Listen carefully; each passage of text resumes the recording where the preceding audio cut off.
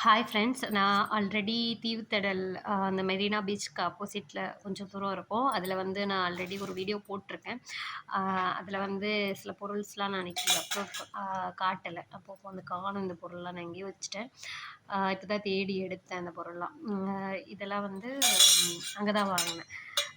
இது வந்து 40 சும்மா ஒரு ஸ்மால் லஞ்ச் சின்ன பாக்ஸு.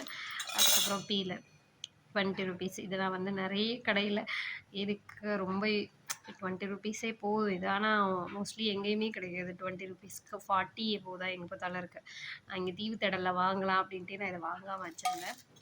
அப்புறம் இந்த கரண்டி ஒரு சின்ன சைஸ் தான். இது வந்து 20 ருபீஸ். நல்லா அழுத்தமாக தான் இருக்குது. அப்படியே வளையலாம் இல்லை, நல்ல அழுத்தம்.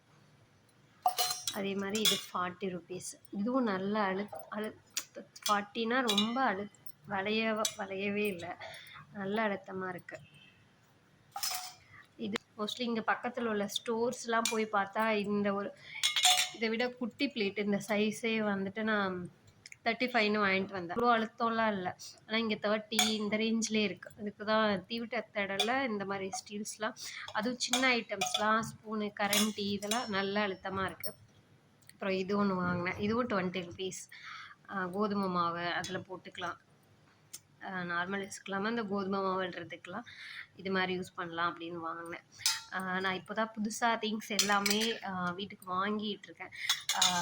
புதுசாக நாங்கள் வந்ததுனால நான் இதுக்கப்புறம் என்னென்ன வாங்குகிறேன். நான் மீஷோவில் எல்லாம் நிறைய ஐட்டம்ஸ் பர்ச்சேஸ் பண்ணியிருக்கேன். அது பர்ச்சேஸ் பண்ணி நான் இப்போது யூஸ் பண்ணதில் நிறைய ஐட்டம்ஸ் வந்து நல்லாவும் இருக்குது, நல்லா இல்லாமலும் இருக்குது.